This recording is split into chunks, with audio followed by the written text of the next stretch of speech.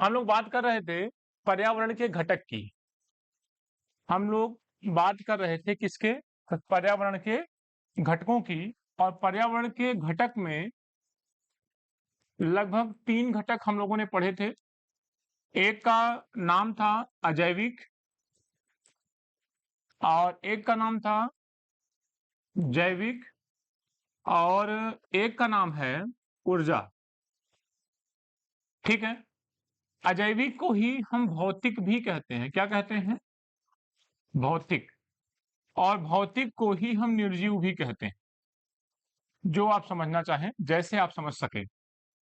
और जैविक को हम अभौतिक भी कहते हैं। क्या कहते हैं? अभौतिक। और इसके साथ इसको हम सजीव भी कहते हैं। डन। अब बात करते हैं ऊर्जा की। ऊर्जा में हमको सौर ऊर्जा प्लस भूतापीय ऊर्जा। आपने जो प्रश्न अभी हमसे पूछा है वो कहां से है? सौर ऊर्जा से। इसकी चर्चा हम आपसे करेंगे। ठीक है? आइए, अभी तक हम लोगों ने ये देखा कि यहाँ पर 3 भागों में चीजों को रखा था हमने।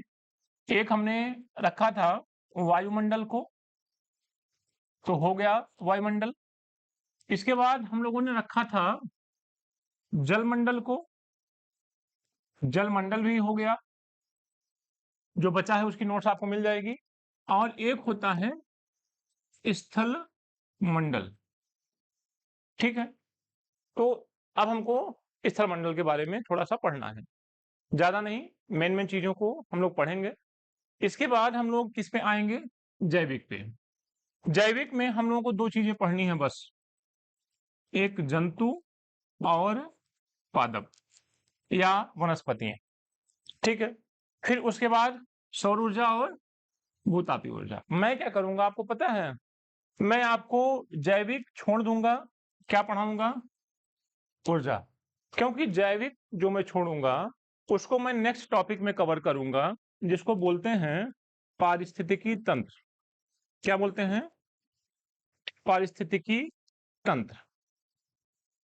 और इससे भी बड़ा टॉपिक है जैव विविधता। इससे भी बड़ा टॉपिक क्या है? जैव विविधता। और थोड़ा सा हम किसके बारे में बात करेंगे? बायोम। ये सब शब्द आपने सुने होंगे।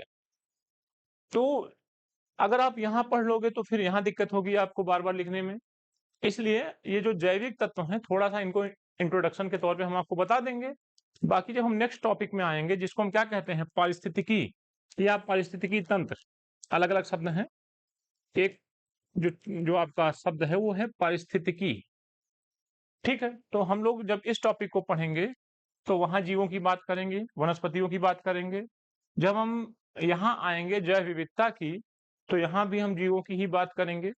जब हम यहाँ वायुओं पे आएंगे तो भी हम जीवों की ही बात करेंगे। तो आप ऐसा मत समझना कि आपका पर्यावरण का ये वाला घटक छूट गया। नहीं, यहाँ मैं थोड़ा सा आपको मेन चीजें बता दूंगा, लेकिन फिर हम लोग डिटेल में इन 3 टॉपिक पे बात करेंगे। बात क्लियर है आपको? तो मैं आपको आगे के चैप्टर्स भी बता रहा हूँ कि क्या पढ़ने वाले हैं हम लोग। जैसे ही ये मेरा कंप्लीट होगा थोड़ा सा, तुरंत हम लोग किस पे आएंगे? पारिस्थितिकी और पारिस्थितिकी तंत्र, ये एक टॉपिक है। उसके बाद हम लोग किस पे आएंगे? जैव विविधता पे। उसके बाद हम लोग किस पे आएंगे? बायोम पे। ये 3 चीजें पढ़ने के बाद सीधे जो हमारा टॉपिक होगा वो क्या होगा? प्रदूषण। जल प्रदूषण, वायु प्रदूषण, मृदा प्रदूषण। इस टाइप की बातें थोड़ी सी हम लोग करेंगे। फिर हम लोग खतरों को पढ़ेंगे। यानी आप ऐसे कह सकते हो कि पर्यावरण संरक्षण कैसे किया जाए, उसको पढ़ेंगे। क्या किस प्रकार से हानि हो रही है पर्यावरण की, उसके बारे में थोड़ा सा हम लोग जानेंगे। ठीक है? तो इससे अच्छी हेडिंग होगी कि हम थोड़ा सा पर्यावरण संरक्षण भी पढ़ेंगे। क्या पढ़ेंगे? पर्यावरण संरक्षण। ये कहने का मतलब मेरे है कि जो सरकार के द्वारा लाए गए एक्ट्स हैं उनके बारे में हम चर्चा करेंगे। बिना पढ़ाए एक क्वेश्चन मैं आपसे पूछूं, बोलिए। बिना पढ़ाए मैं आपसे एक क्वेश्चन पूछ रहा हूं कि बताइए टाइगर प्रोजेक्ट भारत में कब आया? 1970। अच्छा ठीक है। फिर हाथी परियोजना, हाथी परियोजना 1990। एक बार चेक करिए सब लोग, एक बार चेक करिए आप लोग, जल्दी से मुझे बताइए कि हाथी परियोजना 1992। ठीक है।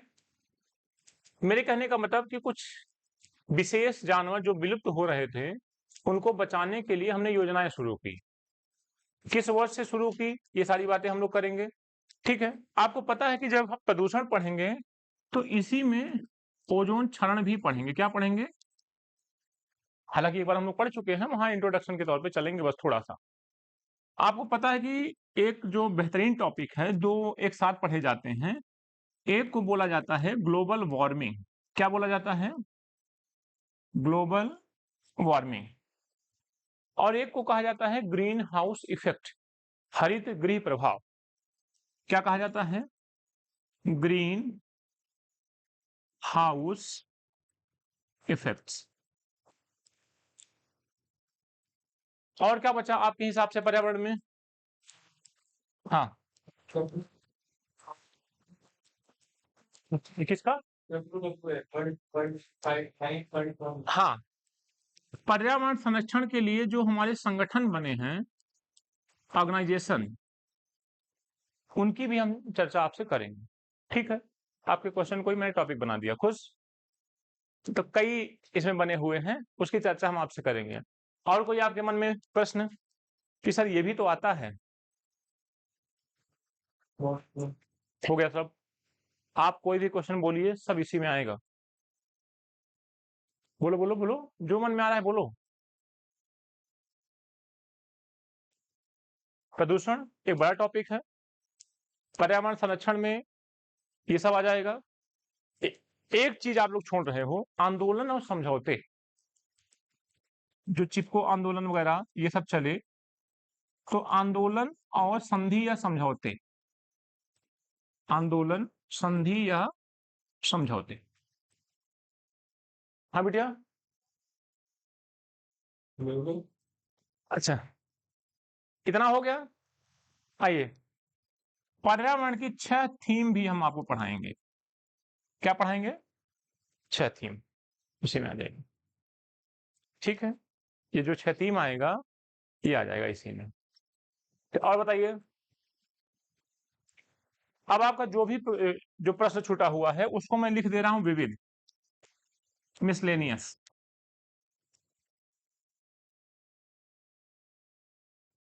कोई टॉपिक आपके हिसाब से? ठीक है।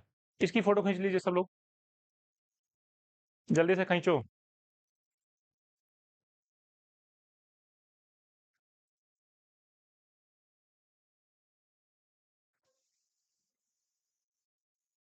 जल्दी से ये फोटो खींच लीजिए। हो गया। अब आप मुझे गाइड करना, ठीक है?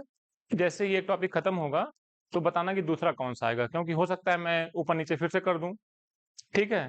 तो आप मुझे बताना कि सर आपने ये लिखा था, फिर ये लिखा था, फिर ये लिखा था। इस तरीके से हम लोग एक क्रम में चलेंगे। नंबरिंग आप ऐसे ही समझ लेना अपने आप से कि अभी नंबर 1 पे क्या चल रहा है? पर्यावरण। इसको हो जाने दीजिए। इसका ये घटक हो गया है, ये भी हो जाए। इसको हम लोग रेस्ट में रखेंगे, थोड़ा बता देंगे। फिर उसके बाद दूसरा चैप्टर हमारा है ये, और तीसरा है ये, और चौथा है ये। उसके बाद 5वें नंबर पे क्या आएगा? 6वें नंबर पे क्या आएगा? 7वें पे। या और भी चीजें हैं इसमें। हाँ, और भी चीजें मैं आपको बताऊंगा। फिर 9वें नंबर पे क्या आएगा? और 10वें पे। और इसको दोनों को 11 मान लीजिए, दोनों को 11 मान लीजिए। मेले वगैरह सब मैं इसी में करवा दूंगा। ठीक है। तो ये मैंने आपको थोड़ा सा सिलेबस बता दिया। चलें? क्या तेज बोला करो थोड़ा सा आप लोग। आते हैं। जैसे सबसे बड़ा पशु मेला, ठीक है, कहाँ लगता है? तो आते हैं मेले, ठीक है। आपको बहुत मुस्कुराने की आवश्यकता नहीं है, आते हैं। आइए, कुछ हिस्सा पॉलिटी का आता है, ध्यान रखिएगा। तो 12 नंबर पे आप किसको लिखेंगे? आप कहोगे अच्छा 3 फोटो खिंचवाओगे हमसे? तो कुछ हिस्से इसमें पॉलिटी के भी आते हैं, बात क्लियर है? बाकी जो आप पढ़ रहे हो ये सब जियोग्राफी है, तो जियोग्राफी अकेले लिखने की आवश्यकता आपको नहीं है। बायोलॉजी ये पूरा है, ठीक है, लेकिन आपको थोड़ा सा एक बात और लिखनी पड़ेगी कि पॉलिटी और बायो, आप मुझे बता देना कि सर पॉलिटी भी इसका हिस्सा है। हाँ, अब हो गया। यार देखो हमारी बात समझो कि मैं नकल चट्टा टाइप का टीचर हूँ नहीं। जैसे जैसे याद आता जाता है वैसे वैसे लिखते रहते हैं कि बल्कि नोट्स बना के ले आते हो, लिखो एक पन्ना पलटे, फिर लिखो दूसर का पन्ना पलटे, तो ऐसे मेरे से हो नहीं पाता है। थोड़ा बहुत हिंट हर टीचर ले लेता है, लेकिन उतना नहीं बिल्कुल अच्छा सा देख के लिखवाएं, वो चीजें नहीं हो पाती हैं, ठीक है। आइए, आपने क्या पूछा था? देखना पड़ेगा भाई। अच्छा अच्छा, अरे यार मुझे लगा क्या पूछ रहे हो। है प्रदूषण क्षरण, ठीक है। यार तुम लोग बार बार फोटो मत खींचा करो, अंतिम में खींचा करो, ठीक है। अब अब मेरा और सुधार करने का मन हो रहा, तीनों डिलीट कर देना, ठीक है। यहां पे आप नोट करके आपदाएं भी लिख लीजिए, ठीक है, नोट करके आपको आपदाएं भी, वहां मैं आपको बताऊंगा, ठीक है। एक प्रकार की ज्वालामुखी है और रूस में शायद, है ना, मैं वही बोलने जा रहा था, रूसी ही। जैसे फ्यूजियामा कहाँ पाई जाती है? जापान में। और भी अमेरिका की एक दो हैं। लिखवाएंगे आपको पूरा, मैं एक लिस्ट बताऊंगा। चलें आगे बढ़े।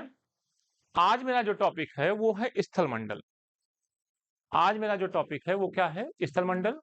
और स्थल मंडल में सबसे पहले आप हेडिंग बनाइए हिमालय। स्थल मंडल में सबसे पहली हेडिंग बनाइए आप हिमालय। बात नहीं, हिमालय पढ़ेंगे और इसी के साथ साथ भारत की प्रसिद्ध चोटियों के नाम भी पढ़ेंगे, ठीक है। पहले हिमालय पढ़ लेते हैं ए में। बी में हम लोग पढ़ेंगे जो पीक्स हैं, फेमस पीक्स और प्लेसेस, मतलब किस जगह पे हैं वो, स्टेट स्टेट नेम, ये भी हम आपको पढ़ाएंगे, ठीक है। कई बार पूछा गया है क्वेश्चन, जैसे अन्नामुलाई जो पीक है वो कहाँ पे स्थित है, या मतलब जो प्रसिद्ध पर्वत श्रेणियां हैं उनकी प्रसिद्ध चोटियों का क्या नाम है। तुम लोग अपनी चोटियां मत समझना, ठीक है। कि प्रसिद्ध हमारी चोटी क्यों नहीं हुई है ना, पर्वतों की हो गई, निर्जीवों की है, ठीक है, तो ऐसा नहीं है, ठीक है। आइए लिखिए, लिखिए हिमालय का निर्माण, हिमालय का निर्माण टेथिस सागर के अवसाद से हुआ। टेथिस, हाँ, हिमालय का निर्माण टेथिस सागर के अवसाद से हुआ।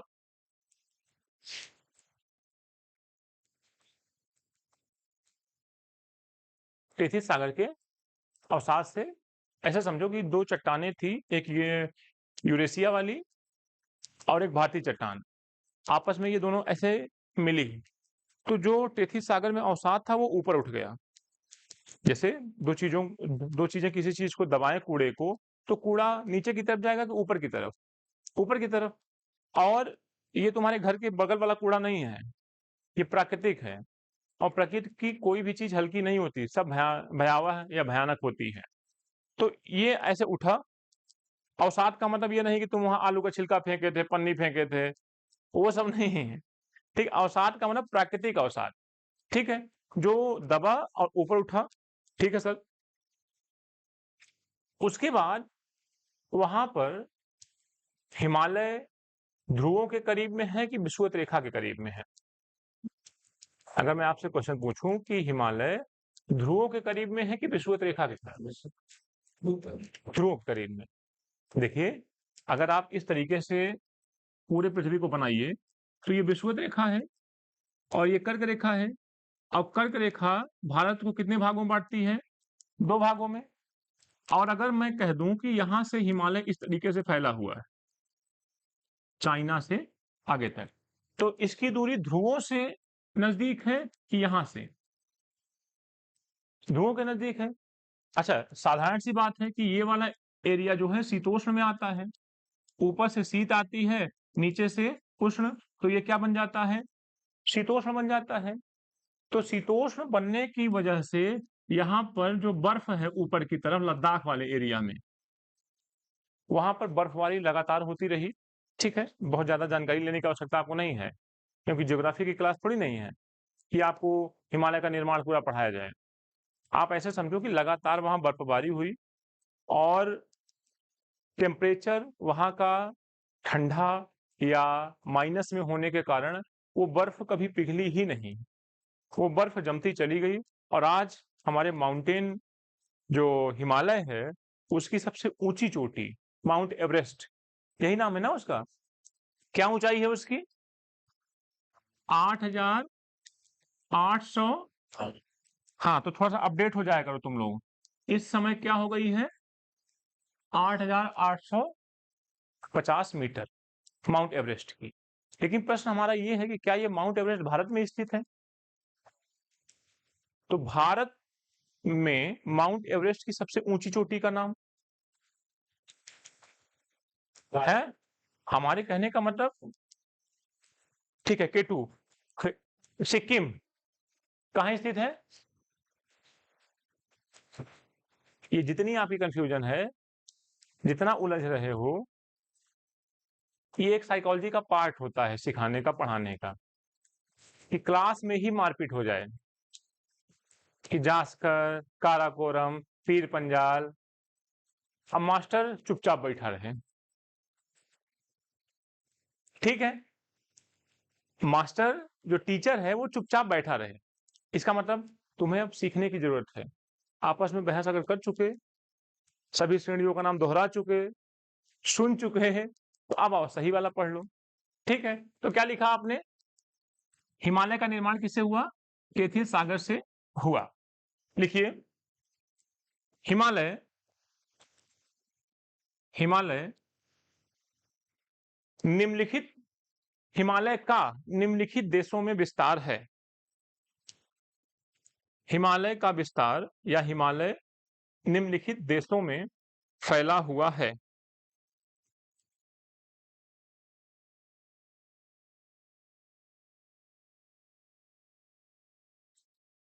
पहला, भारत।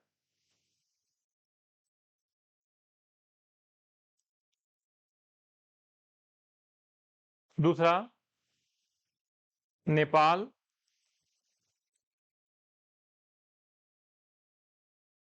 और तीसरा, चाइना।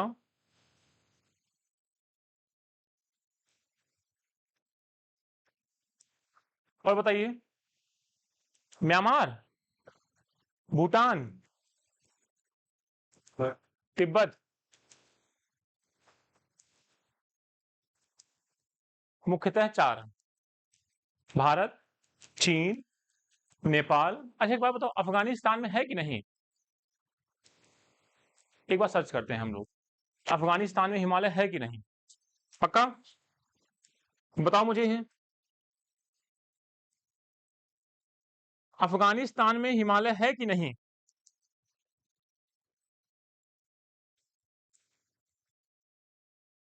नहीं है?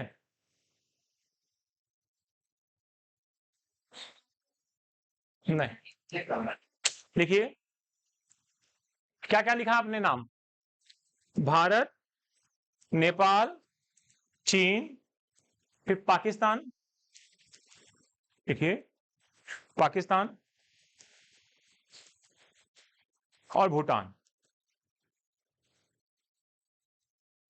और भूटान, जितने लोग ये हमें समझा रहे थे, म्यांमार, बर्मा, बांग्लादेश, तिब्बत, थोड़ा सा नियंत्रण में हमको रहना है कि हिमालय हमारा कितने देशों में फैला है? 5। कौन कौन सा? भारत, पाक, नेपाल, भूटान और चीन। डन। लिखिए, लिखिए, इसकी कुल लंबाई, इसकी कुल लंबाई 2400 किलोमीटर है। 2400 किलोमीटर है। डन। ब्रैकेट में कैसे लिखोगे? West to east. क्या लिखोगे? West to east. देखिए, पश्चिम में सिंधु से लेकर पूर्व में, पश्चिम में सिंधु नदी से लेकर पूर्व में ब्रह्मपुत्र नदी तक फैला हुआ।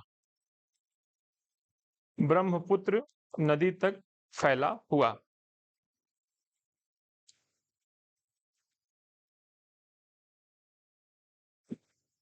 डन। इसकी सबसे ऊंची चोटी माउंट एवरेस्ट। वन लाइनर समझते हो ना आप लोग? ये जो वन लाइनर के रूप में नोट्स बनवाता हूं, इसको समझ जाओगे ना? इसकी सबसे ऊंची चोटी माउंट एवरेस्ट नेपाल और चीन की सीमा पर स्थित है। नेपाल और चीन की सीमा पर स्थित है। नेपाल और चीन की सीमा पर स्थित है।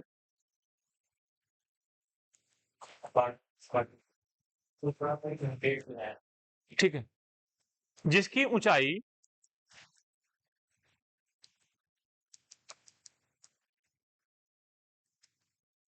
जिसकी ऊंचाई 8,848 या 8,850 मीटर है।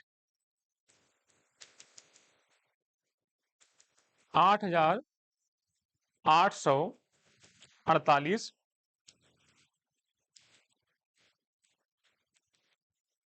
या 8,850 है।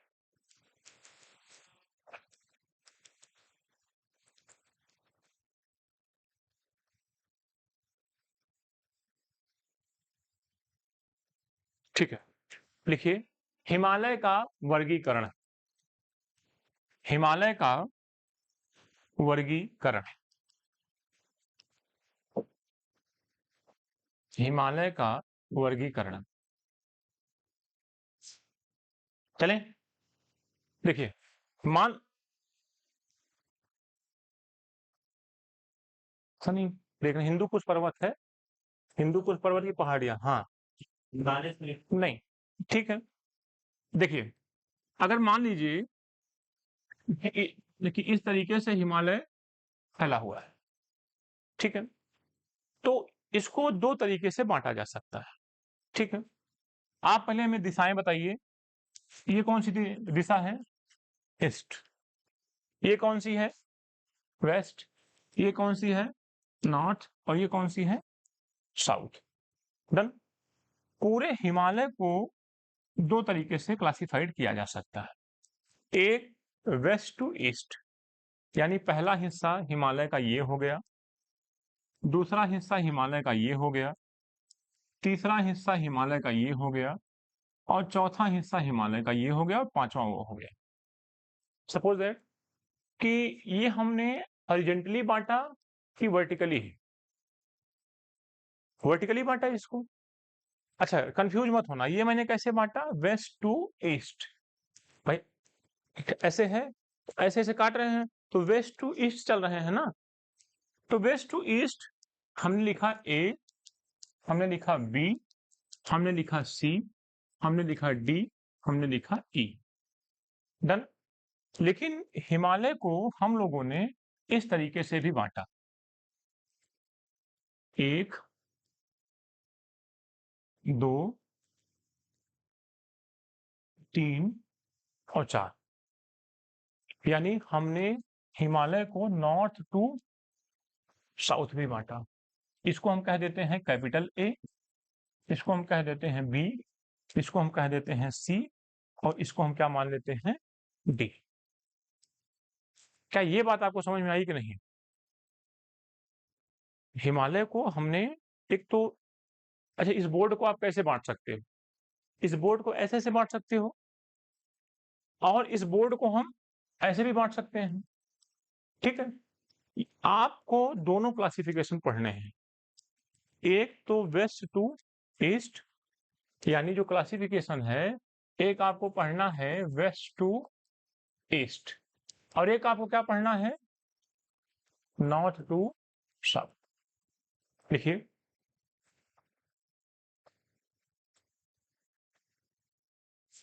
वर्गीकरण पश्चिम से पूर्व की ओर, वर्गीकरण पश्चिम से पूर्व की ओर, हाँ वेस्ट टू ईस्ट।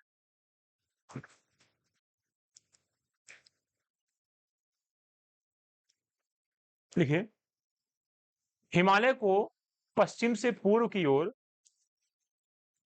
पश्चिम से पूर्व की ओर 4 भागों में बांटा गया। हिमालय को पश्चिम से पूर्व की ओर 4 भागों में बांटा गया। जो सबसे पहला है उसको कहते हैं पंजाब हिमालय। जो सबसे पहला है उसको बोलते हैं पंजाब हिमालय। एक बात और सुन लीजिए, ये मैंने आपको ये नहीं कहा था कि ई तक जाएंगे, ये मैंने समझाया था आपको है कि ऐसे से बांटा जा सकता है, जगह होती तो हम एफ तक भी चले जाते, जी तक, एच तक भी चले जाते, लेकिन मुख्य रूप से कितने भागों में बांटा गया है, 4। कौन कौन सा? सबसे पहला है पंजाब। लिखिए, सिंधु नदी से,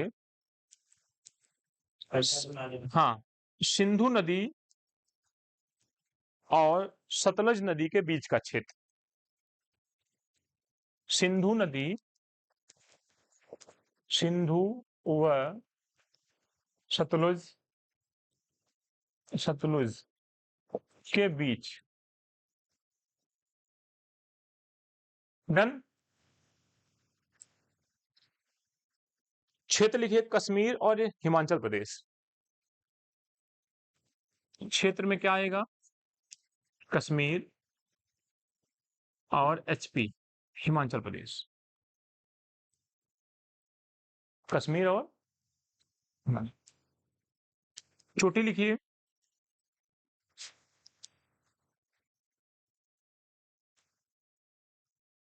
चोटी नहीं, रुकिए, छोटे भी लिखवाते हैं। ये लिखा। नेक्स्ट लिखिए, इसमें पीर पंजाल,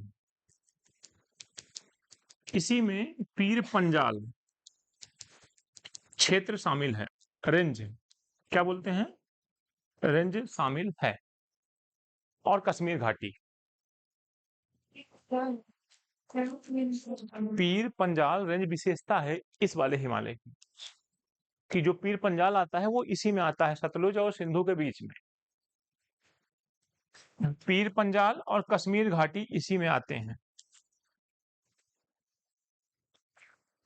पीर पंजाल जो रेंज है, श्रेणी है, वो इसी में आती है। क्षेत्र मतलब राज्य कौन कौन से इसके अंतर्गत आते हैं, बस कश्मीर और हिमाचल प्रदेश। और उसके बाद हमने ये बोला है कि विशेषताओं में पीर पंजाल रेंज और कश्मीर घाटी, ये दोनों इसी में आते हैं, पंजाब हिमालय में। ठीक है, दूसरा हिमालय लिखिए। दूसरे हिमालय का नाम है कुमाऊं हिमालय। दूसरे हिमालय का क्या नाम है? कुमाऊं हिमालय। सतलज से काली नदी तक, सतलज से काली नदी, इसी को शारदा नदी भी कहते हैं। क्या कहते हैं? शारदा नदी।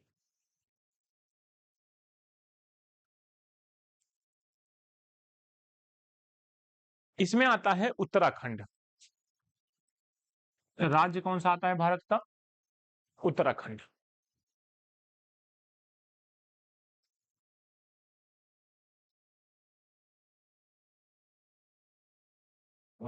बद्रीनाथ, केदारनाथ यहीं स्थित है। नेक्स्ट, बद्रीनाथ और केदारनाथ आप लोगों ने नाम सुना होगा ना, यहीं स्थित है। बद्रीनाथ, केदारनाथ यहीं स्थित है।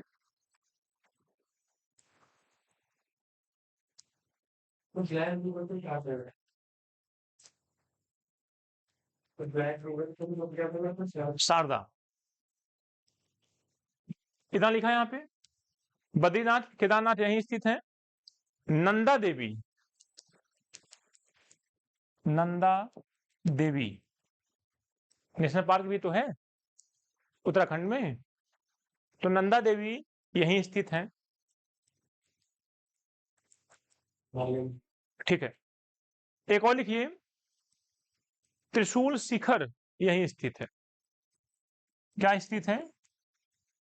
त्रिशूल शिखर।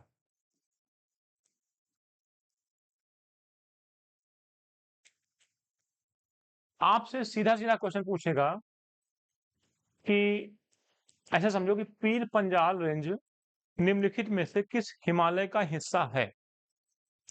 तो पहला क्या आएगा? पंजाब हिमालय। दूसरा क्या आएगा? कुमाऊं हिमालय। तीसरा क्या आएगा? नेपाल हिमालय, या इनमें से कोई नहीं। तो आप क्या लगाओगे? पीर पंजाल। तीसरा लिखिए नेपाल हिमालय। कुमाऊं के बाद लिखिए नेपाल हिमालय।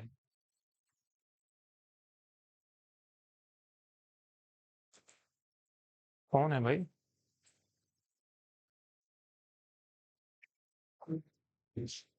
नेपाल हिमालय। नेपाल हिमालय जो है वो काली नदी से तिस्ता नदी के बीच में है। काली नदी से तिस्ता नदी के बीच में स्थित है। हाँ, तिस्ता, काली नदी से तिस्ता नदी के बीच में स्थित है। तिस्ता नहीं, अभी तो तिस्ता ही है, देखते हैं अगर कोई और नाम होगा तो। तिस्ता एक नदी है। ठीक है, डन। काली नदी से बहुत क्वेश्चन पूछता है, ध्यान रखना। काली नदी मोस्ट इंपॉर्टेंट है। अभी एल्टीग्रेड का एल्टीग्रेड का पेपर हुआ था, उसमें भी काली नदी से क्वेश्चन आया हुआ था। कोई क्वेश्चन था कि कोई स्टोन एज का वो था प्लेस, अब पूछा था ये किस नदी के किनारे स्थित है, तो काली नदी के किनारे ही स्थित था। हाँ, एल्टीग्रेड के क्वेश्चन में था, कोई स्टोन एज का प्लेस था और पूछा था कि ये प्लेस किस नदी के किनारे स्थित था, तो काली नदी के किनारे ही स्थित था। बाद में मिलाया गया उसको आकर के, तो काली नदी ही आया निकला। ठीक है, तो काली नदी से क्वेश्चन थोड़े बन रहे हैं। आगे बढ़िए। सबसे ऊंची चोटियां, सबसे ऊंची चोटियां जैसे माउंट एवरेस्ट, माउंट एवरेस्ट, कंचन,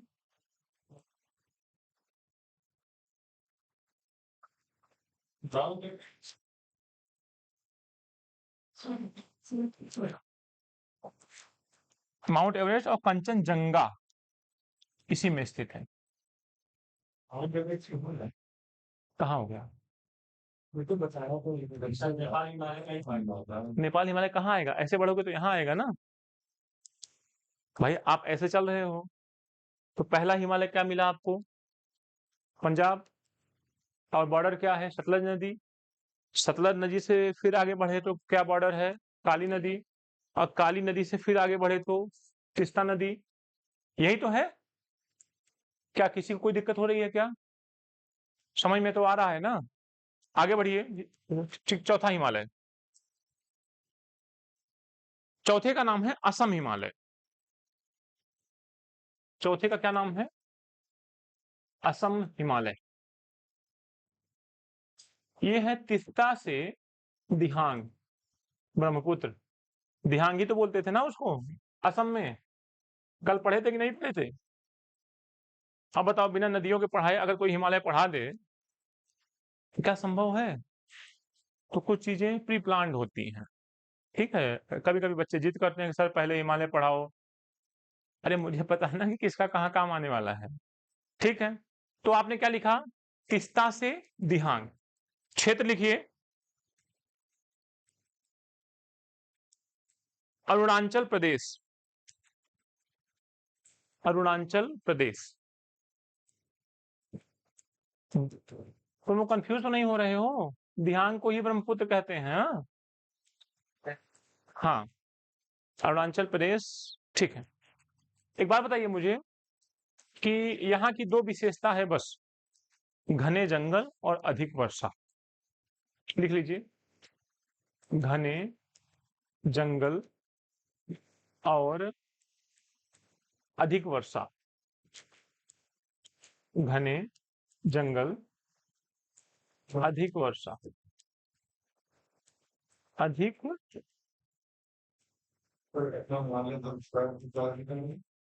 अरुणाचल प्रदेश।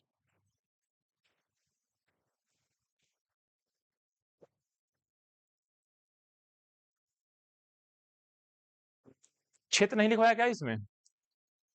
लिखवाया ना, मैंने नहीं लिखा।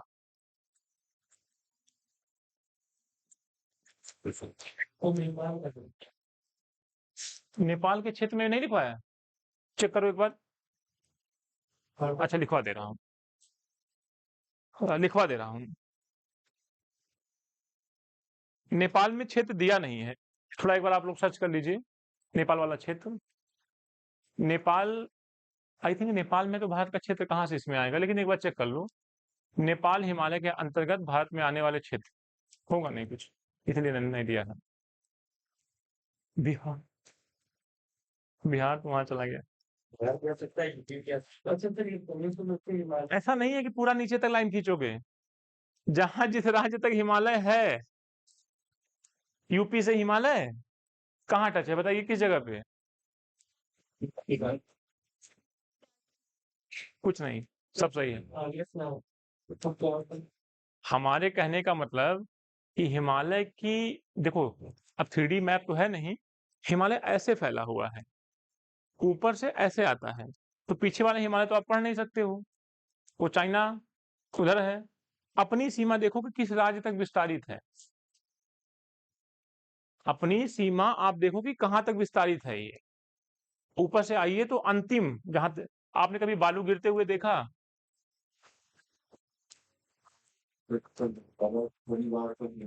ठीक है, आप सिक्किम लिख सकते हो, लिख लो सिक्किम, लेकिन यूपी नहीं, बिहार नहीं।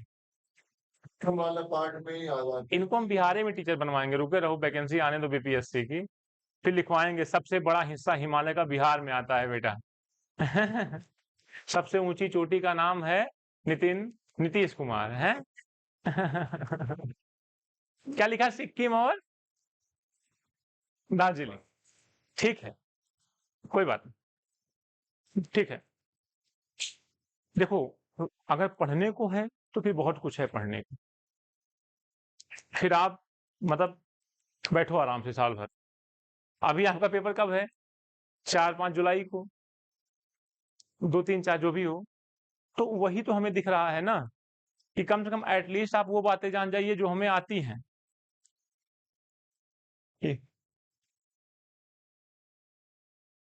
यहाँ तक क्लियर है? तो हम लोगों ने जो जो क्लासिफिकेशन पढ़ा वो कैसे पढ़ा? बोलिए, वेस्ट से ईस्ट। अब हम लोग कैसे पढ़ेंगे?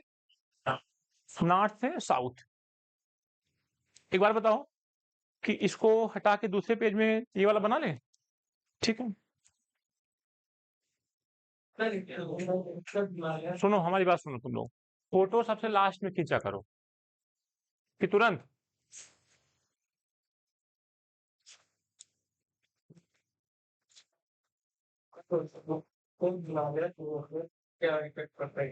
बताएंगे, अभी बता के जाएंगे, ठीक है? नहीं, मैं बता दूंगा पूरी बात। जो साइबेरियन एरिया है वो आधा भारत नष्ट कर देता है। जो ठंडी हवाएं हैं साइबेरिया की,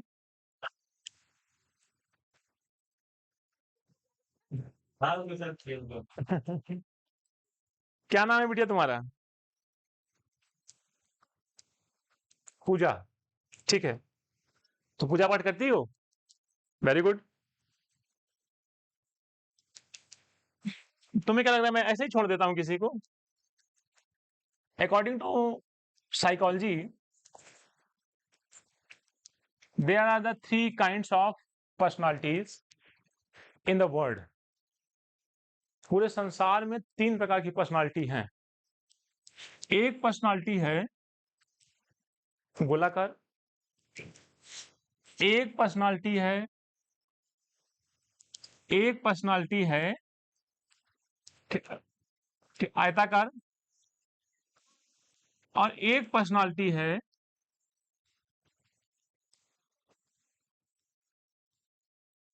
आज जो तुम हमें टच ही कर रहे हो तो आओ थोड़ी सी तुम्हारी स्वागत कर देते हैं। और एक क्या होता है?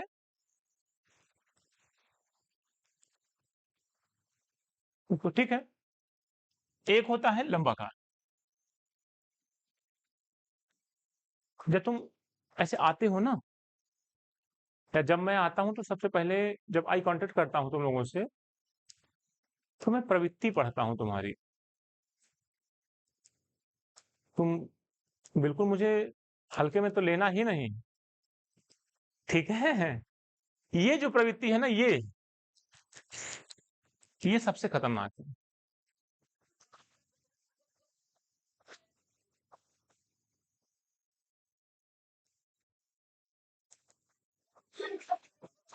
और डिस्टर्ब करोगी हमें अच्छा, एक बात बताओ कि तुम्हारे बारे में वो कैसे बोल सकते हैं हम बता रहे हैं ना। तो सुनो बिटिया, अरे बिटिया मेरी बात सुनो, अपनी मोबाइल उठाओ और डायल करो अभी हम देखते हैं कोई कैसे बोलता है ना आइए, ये तो ठीक है हंसमुख। एक एक प्रवृत्ति बता रहा हूं, ये कभी सैड नहीं होते। बिटिया हम सही बताएंगे हैं हैप्पीनेस इनकी मेन पहचान है, और वाकपटुता इनकी मेन पहचान है।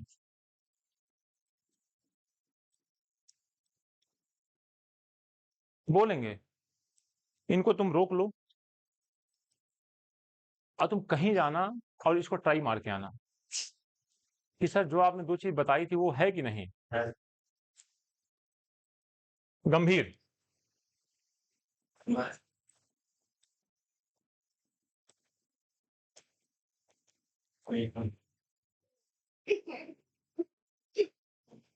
डन।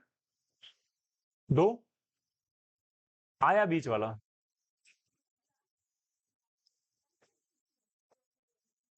मायावी।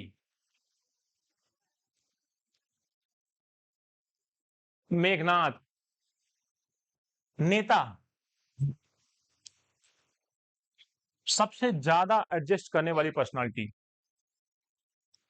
सबसे ज्यादा एंगर, सबसे ज्यादा, ये विशेषताएं हैं इनकी। डोनाल्ड ट्रंप किसमें आएगा? आयताकार। नरेंद्र मोदी किस में आएंगे? आयताकार। राहुल गांधी किस में आएंगे? आयताकार। लालू यादव किस में आएंगे?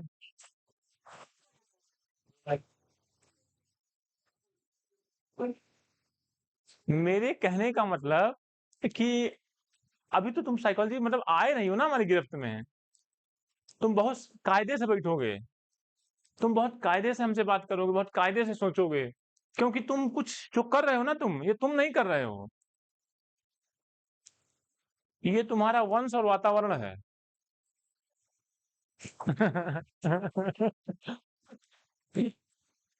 आप जो भी कर रहे हैं, आप जो भी कर रहे हैं, या आपने कहां से सीखा, या कहां से सीखा, बस। आप क्या हो? आप कुछ नहीं हो। बिल्कुल। आप 1% की बात कर, हाँ, तो आपने 3 नियम नहीं पढ़ा, समानता, असमानता और प्रत्यागमन। अभी 3 नियम पढ़ाएंगे। जब बच्चे पैदा होते हैं तो 100 में से 90 बच्चे अपने माता पिता के जैसे होते हैं, और 5 बच्चे अपने माता पिता के जैसे नहीं होते हैं। हाँ, मम्मियां बना देती हैं, मुझे पता है। आइए, तो ये समझ गए ना। अब मैं किसी को ये नहीं बताना चाहता कि कौन किस में आता है, और बहुत कुछ मैं नहीं बताना चाहता क्लास में। भागना नहीं है, तुम बहुत होशियारी मुझसे ना करना, या बहुत स्मार्ट ना बनना, क्योंकि तुम इसके विरुद्ध जा ही नहीं सकते।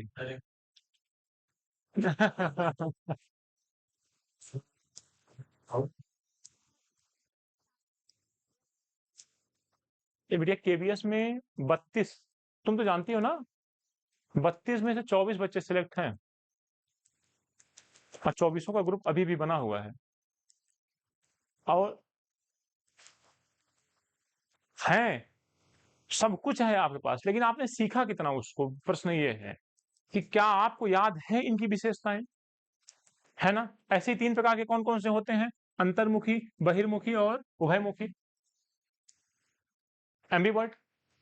ठीक है, तो आपको हम पढ़ाएंगे। थोड़ा सा समय हम लोग का अभाव है, नहीं तो आप 6 महीने 8 महीने बैठ जाओगे तो आप आदमी बन जाओगे आधा। वो अलग चीज है, वो प्रेमचंद ने दिया था।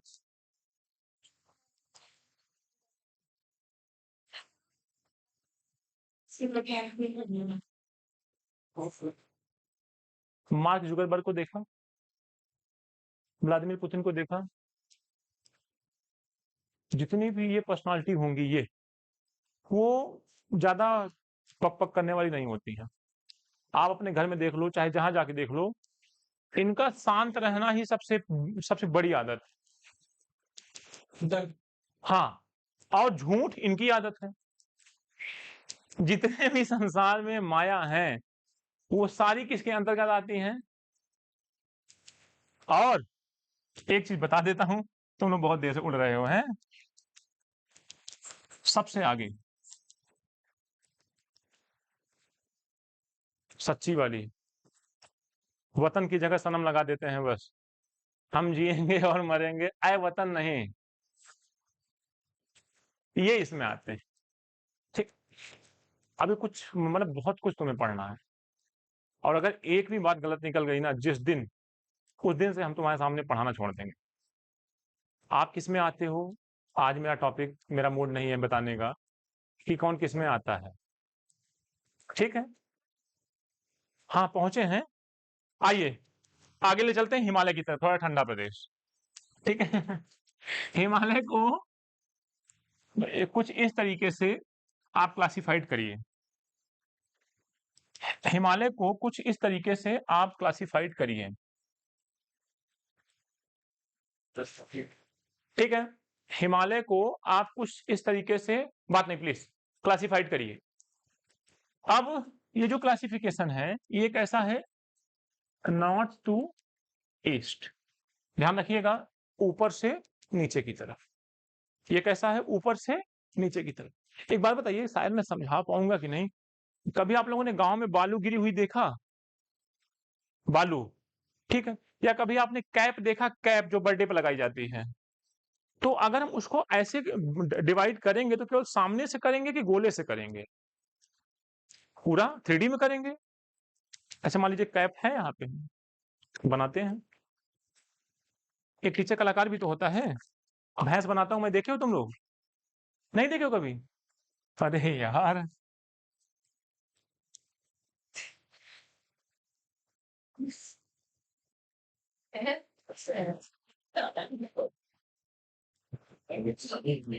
चींटी नहीं है क्लास में।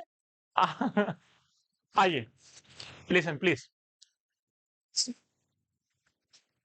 हिमालय, ठीक है। अगर मैं इसको ऐसे रख दूं, शायद कैमरे में नहीं दिख रहा होगा, लेकिन यहां दिखेगा। अगर मैं इस तरीके से इसको रख लूं, ठीक है, और अगर मैं इसका क्लासिफिकेशन करूं, पहली लाइन ये चारों तरफ घूमेगी, यानी पहली लाइन में इतना हिस्सा गायब, अब ये बचा। दूसरी लाइन में इतना हिस्सा गायब, अब ये बचा। तीसरी लाइन में इतना हिस्सा गायब, अब केवल ये बचा। अब जरा इसको ओपन करिए। अगर सबसे नीचे वाले को हम पढ़ेंगे तो उसके बाद किसको पढ़ेंगे? फिर उसके बाद हम किसको पढ़ेंगे? तीसरे को। फिर उसके बाद हम कैसे पढ़ेंगे? चौथे को। क्या मेरी बात समझ में आ रही है? लेकिन हमको साउथ से वेस्ट तो जाना नहीं है, हमको कैसे आना है? यानी ऊपर से नीचे। तो अभी जो हम पढ़ने चल रहे हैं वो इस हिस्से को पढ़ने चल रहे हैं, यानी अभी 3 बचेगा मेरे पास। फिर उसके बाद ये 1 नंबर को पढ़ लेंगे, फिर हम इस हिस्से को पढ़ेंगे, इतना जितना मुड़ा हुआ है, ये जो सामने है आपके। फिर उसके बाद हम इस हिस्से को पढ़ेंगे, तीसरे वाले को। फिर सबसे लास्ट में किसको पढ़ेंगे हम? चौथे वाले को। क्या ये बात समझ में आई आपको? तो ये बोर्ड 3D में तो है नहीं, इसलिए मैं 3D में केवल पेज में दिखा सकता हूं कि जो जो भी बंटवारा होगा वो ऐसे होगा पूरा। 1 2। अच्छा, सबसे बड़ी रिंग कौन सी बनेगी? Very good. इसका मतलब अब आप समझ गए। सबसे छोटी रिंग ऊपर वाली बनेगी और सबसे बड़ी रिंग, बस मैं यही समझाना चाहता था, यानी आपके दिमाग में वो बात चली गई जो मैं बताना चाहता था। सबसे पहला हिमालय लिखिए। सबसे पहला हिमालय,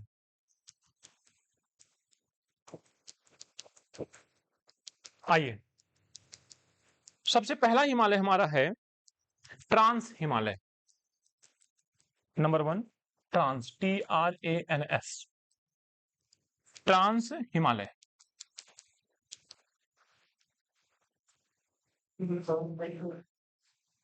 इसी को कहते हैं महान हिमालय।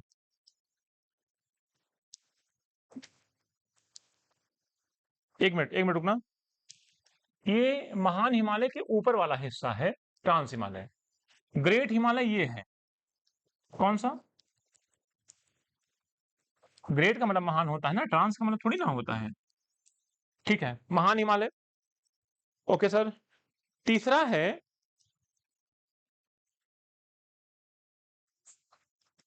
एक मिनट बेटिया रुक जाओ।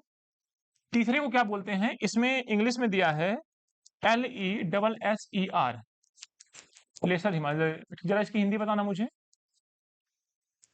मध्य हिमालय, लघु हिमालय। अच्छा, लेसर, लघु हिमालय, वेरी गुड। और जो चौथा है इसी को बोलते हैं शिवालिक। तो पहले आप ये मैप बनाइए, फिर उसके बाद हम आपसे बात कर पाएंगे। आप ये छोटा सा मैप बनाइए, पूरी कॉपी में नहीं।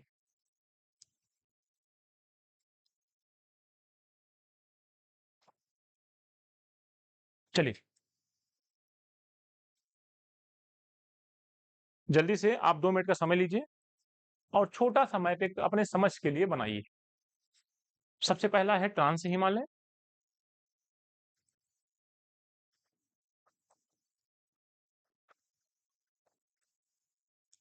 नंबर 1 क्या है हमारा?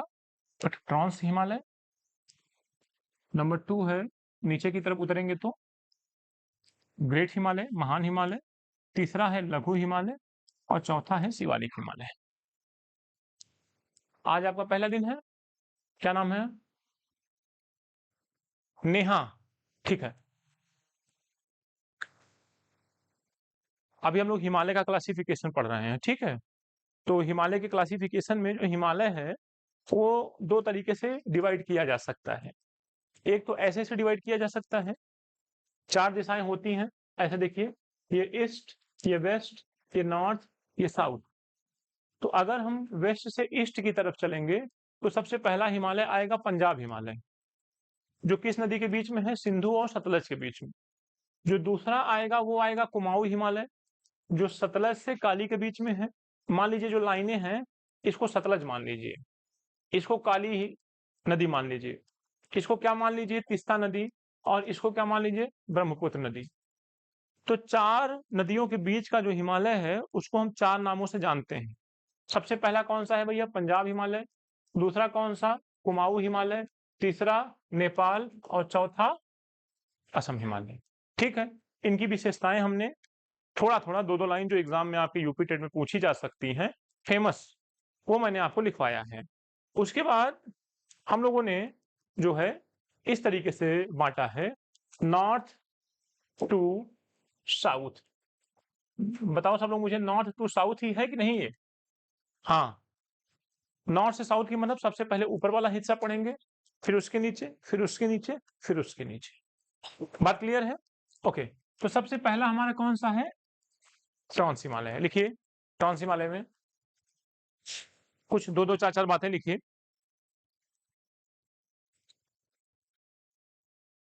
ओके, इस हिमालय में आप भी लिखो नेहा, इस हिमालय में, अच्छा ठीक,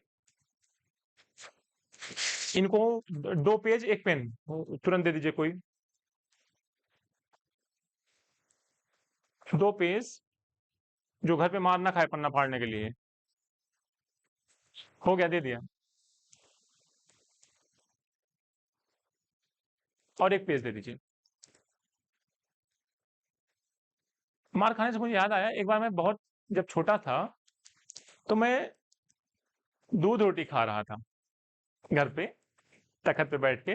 तो मेरी मम्मी 1 चम्मच चीनी ऐसे डाली, तो मैंने कहा और लेंगे। तो कह रही हैं कि बच्चों को ज़्यादा चीनी नहीं खानी चाहिए। मैंने कहा फिर भी हम लेंगे। तो बोली अच्छा। 1 बार माँगा, 2 बार माँगा, मम्मी कुछ कर रही थी। मैं थोड़ा मतलब अच्छा लड़का था बचपन में। क्लास में कैसे बोल सकता हूँ, है ना? अच्छा मतलब समझते हो ना? हाँ।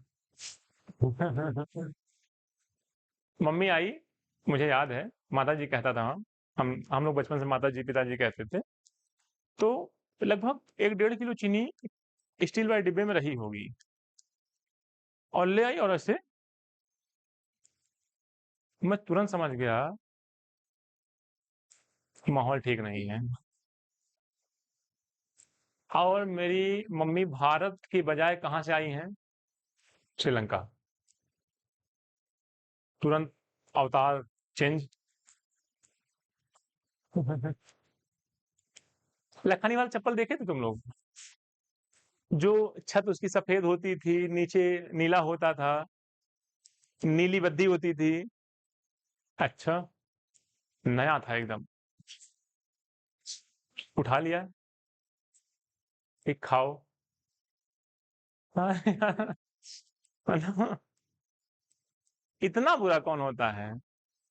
दुर्गा चालीसा में पढ़ते हो ना तुम लोग, कि पुत्र को पुत्र सुने हैं पर माता को माता नहीं सुनी है ना? आरती में, जो भी हो। तो मम्मी ने मतलब 2 बार कहा खाओ, मैं नहीं खाया। मेरे मतलब मुंह में जो कौर जाने वाला था, वो यहाँ से लौट आया, है ना? यार, गजेंद्र त्रिपाठी गंदा फंस गए। आज आप फिर बहुत मार खाया। नहीं, केवल चीनी। और मम्मी मेरी बचपन से चीनी बहुत कम देती थी, हर बच्चे को, दोनों भाई बहन को। दिया, अच्छा दिया, हाथ में, पीठ में। कहीं खाओ ना, क्यों नहीं खा रहे हो? तुम तुम ये दिखाते हो कि तुम जो बोल दो वो होना चाहिए घर में। मैंने कहा ठीक है। लिटरली बताएं, मैं भूखा रह सकता हूँ 10 दिन, लेकिन मेरे अंदर से जो दूध रोटी वाली इच्छा शक्ति है, वो फिनिश हो गई। और मैं आज तक मुझे नहीं पसंद है कि मेरे सामने कोई खाए या मैं खाऊं। यहाँ तक कि ग्लास में दूध आ जाता है, रख देते हैं, मैं सो जाता हूँ, मेरी इच्छा ही नहीं है कि मैं उसको पी सकूं। तो बचपना मम्मी पापा को साइकोलॉजी के साथ बिताना चाहिए। जिस चीज का मन में कुछ बैठ गया बच्चों के, वो पूरे जीवन जाने वाला। फ्रायड बहुत बेहतरीन आदमी है, सिगमंड फ्रायड। सिगमंड फ्रायड सीधे कहता है कि बच्चे को जो कुछ बनना होता है वो 5 साल में बन जाता है, केवल 5 साल में। और उसी ने 3 कॉन्सेप्ट दिया था। एक क्या दिया था? ईड, एक ये ईगो, और क्या दिया था? उसी ने कहा था कि हर व्यक्ति झूठा है। अभी जब पर्सनालिटी हम आपको पढ़ाएंगे तो ये साइको एनालिटिकल थ्योरी, मनोविश्लेषणात्मक सिद्धांत आपको पढ़ाएंगे। और वो कहता है मन की 3 अवस्थाएं होती हैं। एक क्या होती है? चेतना। एक क्या होती है? अर्ध चेतना। और एक क्या होती है? अचेतना। ये मेरा टॉपिक पूरा हो जाएगा, परेशान मत होना। तो चेतना, अचेतना, अर्ध चेतना, ये मन की स्थिति है। जैसे हमारी अवस्थाएं होती है ना, बचपन, बाल्या, किशोरा, वैसे ही मन की 3 अवस्थाएं होती हैं, चेतना, अर्ध चेतना और अचेतना। और इस मन के 3 गुण होते हैं। कितने गुण होते हैं? ईड, ईगो, सुपर ईगो। फ्रायड एक ऐसा मनोवैज्ञानिक जो हमेशा नशे में रहता है। ड्रग्स उसका फेवरेट है, ड्रिंक करना उसका फेवरेट है। आप पढ़ना जाकर के, उसका नाम है सिगमंड फ्रायड। लोगों के पीएचडी का सब्जेक्ट होता है। जो लोग साइकोलॉजी से पीएचडी करते हैं, जैसे आप तुलसीदास पे करते हो, कबीरदास पे करते हो, वैसे ही लोग सिगमंड फ्रायड पे करते हैं, थेसिस लिखते हैं। तो सिगमंड फ्रायड ने कहा कि जो भी चेतना में है वो झूठा है, इसलिए मैं चेतना में रहना ही नहीं चाहता। जैसे हम आप इस समय किस स्थिति में हैं? चेतना में, यानी हम असली नहीं। कभी किसी से पूछो कि भैया आपकी शादी हो गई, आप खुश हैं? चेतना में कहेगा भगवान करे मेरी जैसी वाइफ सबको मिले, बहुत अच्छी, शाम हो और उसको कहाँ ले जाऊं? अर्ध चेतना 2 ही स्थिति है, या तो बीमारी या तो ड्रिंक। ये मैं अपने से नहीं बोल रहा हूँ, ऐसा मत समझना कि मैं क्लास को एंटरटेन करने के लिए बोल रहा हूँ। I am talking about analytical theory of given by Sigmund Freud. उसने कहा 2 ही स्थिति है जब आप अर्ध चेतना में जाते हो, एक बीमारी और एक नशा। मैं बीमार हो नहीं सकता, इसलिए मैं हमेशा नशे में रहूंगा, क्योंकि अर्ध चेतना में जब हमसे कोई बात करेगा तो मैं सच बोलूंगा। अब जिससे आपने सुबह पूछा था, अब उसी से शाम को 2 ग्लास दीजिए और उसके बाद पूछिए कि क्या हाल है आपका और आपकी वाइफ का, फिर वो सच्चाई बताएगा। अर्ध चेतना क्या है सर? सच। आज का इसका आधार बताऊं? जो लोग मर्डर करके आते हैं, जो लोग बड़े बड़े अपराध करके आते हैं, आतंकवादी टाइप के, वो सच नहीं बोलते हैं, क्योंकि वो किसी स्थिति में होते हैं। आज भारत में नारकोटिक्स डिपार्टमेंट स्थापित किया गया, विश्व में किया गया है नारकोटिक्स डिपार्टमेंट। नारकोटिक्स डिपार्टमेंट में हाई कोर्ट से आदेश लेकर के आपकी नसों में ड्रग्स दिया जाता है, और ड्रग्स जब ब्लड में फैलता है, फिर वो आपसे पूछते हैं बहुत तेज आवाज में, ये बताओ तुमने रेप क्यों किया, तुमने मारा या नहीं? उसके मुंह से केवल सच निकलेगा बस, क्योंकि झूठ बोलना एक कला है, और कलाकारी हम तभी दिखा सकते हैं जब अपने होश में होते हैं। सिगमंड फ्रायड की थ्योरी पे आधारित है नारकोटिक्स डिपार्टमेंट। जो नार्को टेस्ट होता है वो सिगमंड फ्रायड की थ्योरी पे आधारित है। अगर नहीं जानते हो तो जान लेना। लेकिन अब थोड़ा सख्तता लाई गई है। अब आपको हाई कोर्ट से एक डॉक्टर की टीम से लेना पड़ेगा आदेश कि क्या इनको नार्कोटिक्स टेस्ट के लिए राजी किया जा सकता, मतलब दिया जा सकता है कि नहीं। तो ये है सिगमंड फ्रायड। अचेतना मतलब जब आप बेहोश हो जाते हो, मर जाते हो, वो अलग चीज। अगर आपसे पूछा जाए कि अचेतना क्या है सर? जो आप अपने अंदर छिपा के बैठे हो, जो आप अपने अंदर छिपा के बैठे हो। फॉर एग्जाम्पल मैं आपसे पूछूं कि किसी लड़के से मैं पूछूं कि तुम्हारी कितनी गर्लफ्रेंड है? अरे सर पागल हैं, आज तक कोई नहीं है, समस्त संसार की लड़कियां हमारी बहनें हैं। ये क्या है? चेतना। तुम सच कब बोलोगे? अर्ध चेतना। लेकिन तुम्हारे मन में जो कुछ भी छिपा बैठा है, जो कुछ तुम अकेले सोचते हो कि ये करेंगे, वो करेंगे, ऐसा करेंगे, वैसा करेंगे, वो क्या है? अचेतन मन। अचेतन मन बिल्कुल तुम्हें बर्बाद करता है। आपके अचेतन मन में बहुत कुछ है, मेरे अचेतन मन में बहुत कुछ है।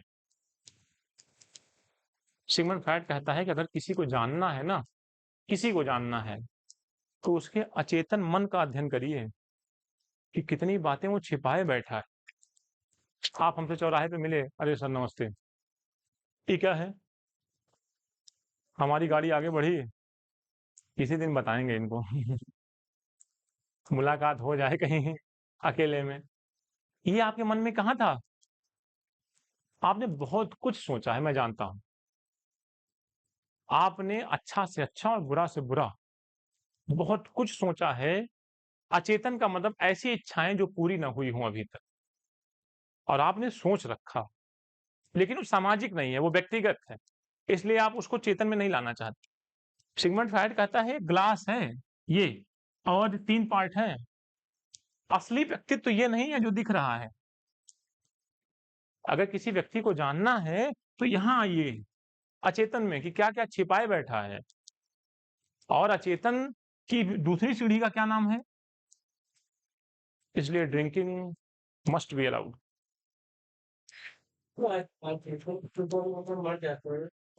नहीं, मरने का मतलब वो तो अचेतन स्थिति हो गई।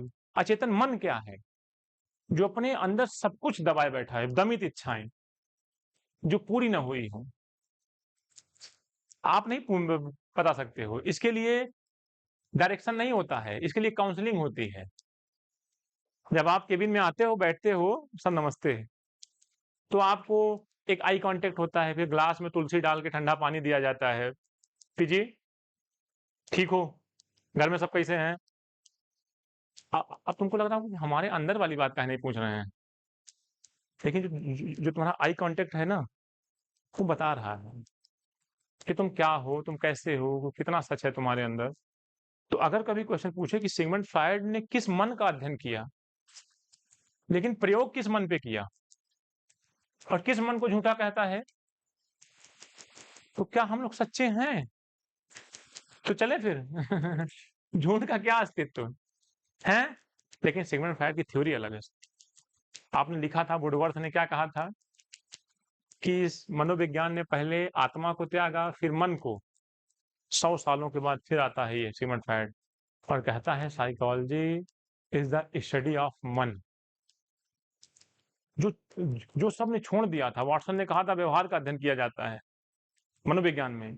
इसने कहा ना, उस समय लोग सिद्ध नहीं कर पाए थे, आज मैं सिद्ध कर रहा हूं कि the main topic of the psychology study is मन। वो भी कौन सा मन? अनकॉन्शियस। इस अनकॉन्शियस मन में इतनी तुम्हारी इच्छाएं छिपी हैं, शायद मैं पूछूं तो तुम बताओगे भी नहीं, क्योंकि तुम कहां हो, तुम्हें कहां आना पड़ेगा, फिर तुम सब बताओगे, फिर तुम ऐसा कुछ छिपा ही नहीं सकते। ये साइकोलॉजी है, इसमें मत घुसो। मैंने 2 साल 3 साल 4 साल दे के देखा है इसको। यहाँ आने के बाद दृष्टिकोण बदल जाता है, यहाँ आने के बाद अप्रोच बदल जाती है, यहाँ आने के बाद बात करने का, देखने का तरीका बदल जाता है। ठीक है? लेकिन जब तुम यहाँ आ गए, समझ गए चीज़ों को, तब, उससे पहले नहीं। उससे पहले तुमको दुनिया हल्की दिखेगी।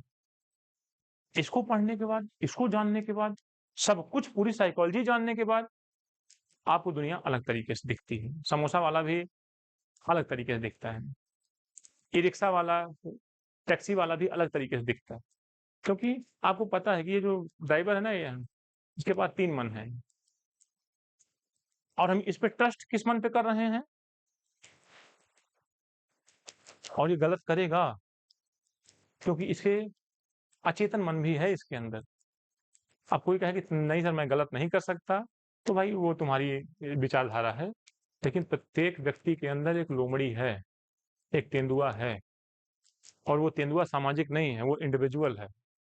जब कभी कमरा बंद होगा, घर बंद होगा, तो वो तेंदुआ बहुत उछलेगा, आओ घूमते हैं, आओ यहाँ फ़ोन लगाते हैं, देखते हैं फ़ोन उठता है कि नहीं, आओ ये करते हैं, वो करते हैं।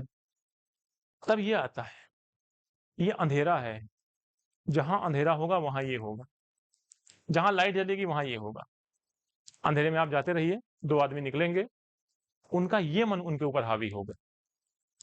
जो लोग रेप, गैंग रेप करते हैं, उनके ये मन हावी हो जाते हैं। जब तक ये मन हावी है, तब तक ये झूठा तो है, लेकिन ये गलत नहीं है। ये मन सच्चा तो है, लेकिन गलत बहुत है। दोनों की विशेषताएँ, ये मन बिल्कुल सच्चा है, जैसे तुम हो वही है तुम्हारे अंदर, लेकिन ये गलत करेगा। ये झूठा तो है लेकिन सच है, मतलब गलत नहीं करेगा। झूठा और गलत दोनों में अंतर होता है ना?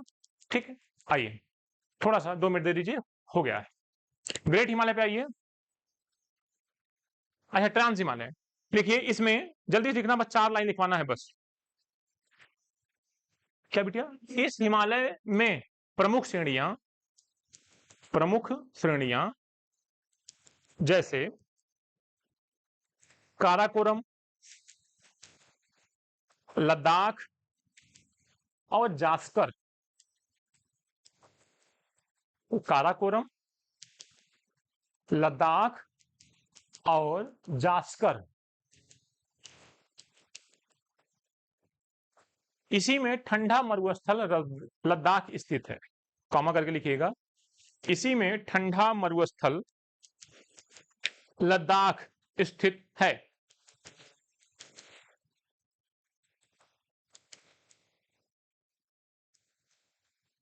बात क्लियर है?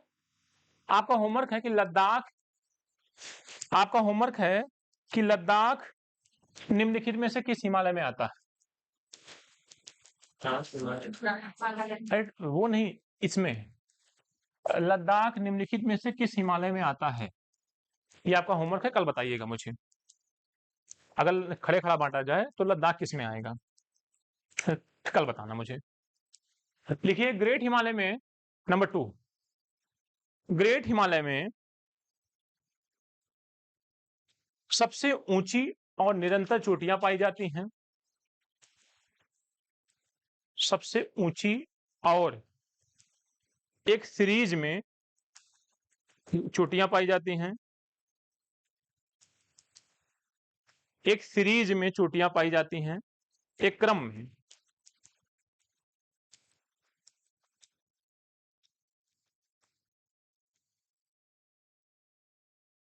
जैसे माउंट एवरेस्ट और कंचनजंगा,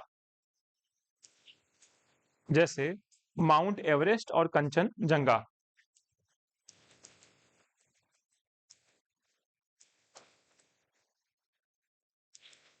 आइए, स्थाई हिम यहां पाए जाते हैं।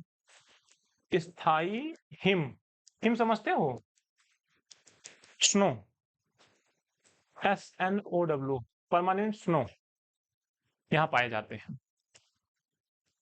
दो ही बस। तीसरा है नोट करके कि यहां स्थाई हिम पाए जाते हैं, जो कभी जल्दी पिघलते नहीं, ग्लेशियर कह सकते हो आप। चलो बेटा, तीसरा लिखो। तीसरा, लघु हिमालय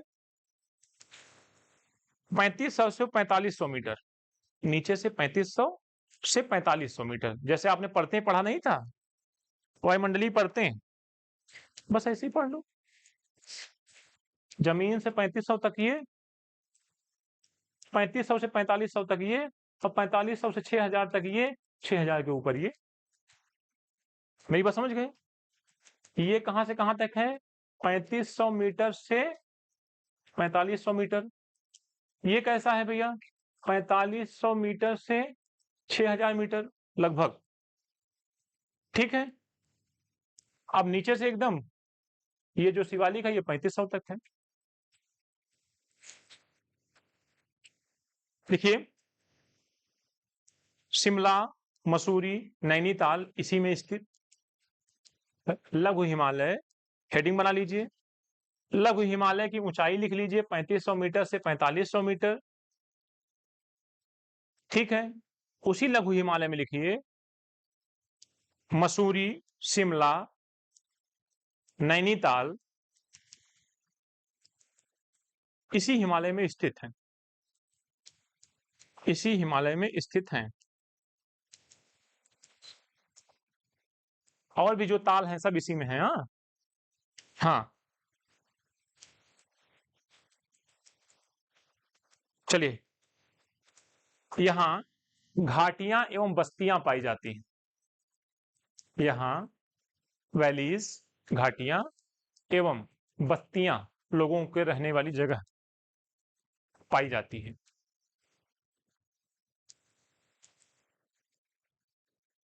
आपका होमवर्क है कुल्लू मनाली कहाँ स्थित है। आपका होमवर्क है, यार मुझे मत बताओ, इसमें बताना कहाँ स्थित है। कुल्लू मनाली जहाँ घूमने जाते हो आप लोग खूब, ऐसे में किस हिमालय में स्थित है इन चारों में। कुल्लू मनाली कहाँ स्थित है, ट्रांस हिमालय में कि ग्रेट हिमालय में कि लघु हिमालय में कि शिवालिक हिमालय में। डन। चौथा लिखिए शिवालिक हिमालय, चौथा लिखिए शिवालिक हिमालय।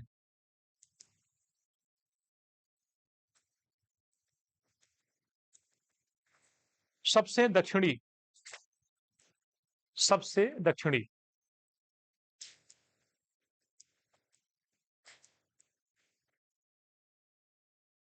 नवीनतम,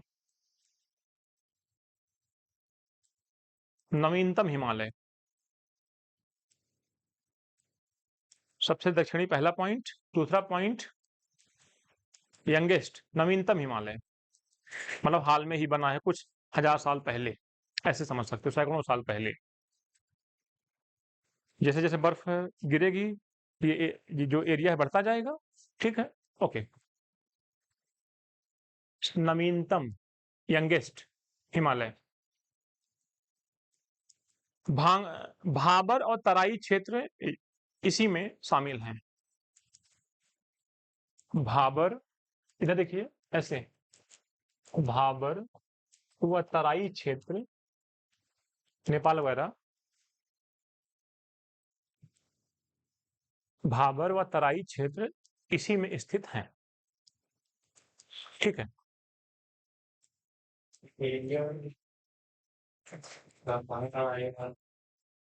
कौन कौन सा क्षेत्र आएगा ये देखना पड़ेगा थोड़ा सा, कि मतलब इसमें कौन कौन से क्षेत्र आते हैं शिवालिक हिमालय में। चलो देख लो मोबाइल में अपने, शिवालिक हिमालय में भारत के आने वाले क्षेत्र, शिवालिक हिमालय में भारत के आने वाले क्षेत्र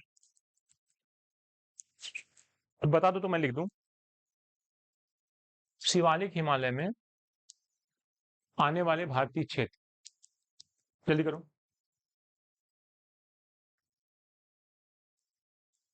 शिवालिक हिमालय में आने वाले भारतीय क्षेत्र मिला।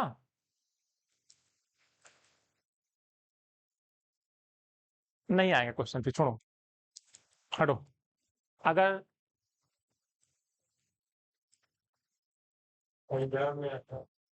अच्छा ठीक है, जो भी था, बोलो बोलो बोलो, एक दो बोल दो। J&K, HP, PB, ठीक है, ETC, UK। अच्छा, मतलब जाएगा ना वहां तक, ये तो नीचे तक से जाएगा ना।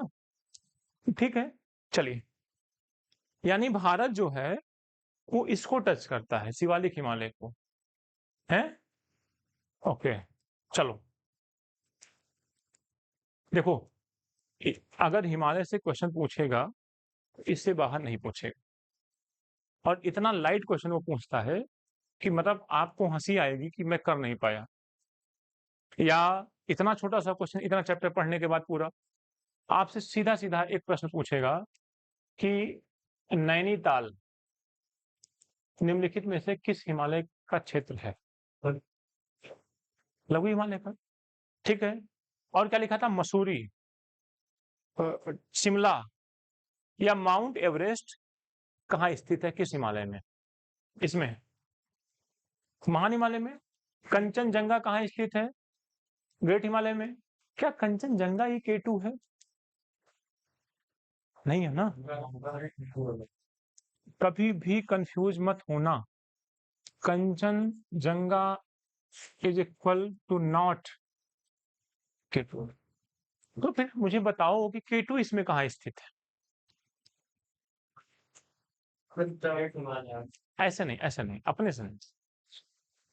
सारे बच्चों को पता चले कि K2 जो भारत की हिमालय की सबसे ऊंची चोटी है, उसकी हाइट बताइए और किस हिमालय में आएगा वो बताइए। K2 गाडविन Austin Karakoram range. तो काराकोरम किसमें लिखे थे आप? फ्रांस में, ठीक है। तो गाडविन ऑस्टिन काराकोरम, फ्रांस हिमालय, ठीक है। काराकोरम, इसकी ऊंचाई बताइए।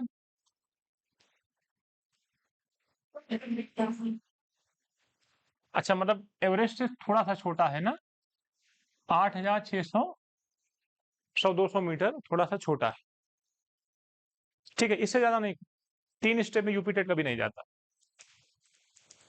3 स्टेप में यूपी टेट कभी नहीं जाता, उसका रिकॉर्ड यही है। स्टेप मतलब आपसे पूछेगा भारत की सबसे ऊंची चोटी, 1 स्टेप। भारत की सबसे ऊंची चोटी की ऊंचाई, 2 स्टेप।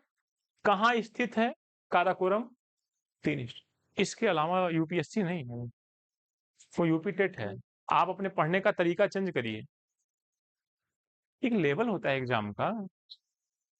आप कहाँ तक घसीट के ले जाओगे बच्चे को? पढ़वाना है 5 तक और जानकारी 15 तक। तो जब इतना वो पढ़ेगा तो फिर प्राइमरी क्यों देगा? आर ओ नहीं देगा, यूपीएससी नहीं देगा वो। जब उसको पूरा खंगालना ही है गाडविन ऑस्टिन, नहीं। आप ये जानिए कि क्या पढ़ना है। आप कम समय में कैसे सफलता ली जाती है। उलझेंगे तो फिर बहुत नॉलेज है, इतना कि आप अपने दिमाग में रख भी नहीं पाएंगे और ना समय पे पूरा हो पाएगा। इसलिए जितना आपको मिलता जाए पहले वो तैयार करिए, उस पर भी चर्चा करेंगे। जितना आपको डीप पढ़ना होगा हम आपको उतना डीप पढ़ाएंगे, ले चलेंगे। लेकिन प्लीज पहले आप मेन मेन बातें तैयार तो कर लीजिए।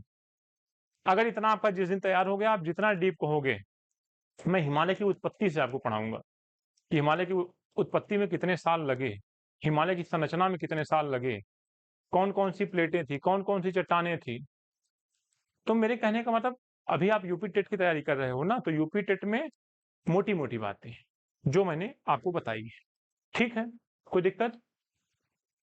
कल हम लोग पढ़ेंगे एक टॉपिक और, भारत की प्रसिद्ध चोटियों के नाम स्टेट वाइज, और कल ये मेरा टॉपिक पूरा हो जाएगा, ठीक है। फिर घास के मैदान और भी जो भी चट्टानें थी, मिट्टियां थी, वो भी हम लोग पढ़ेंगे।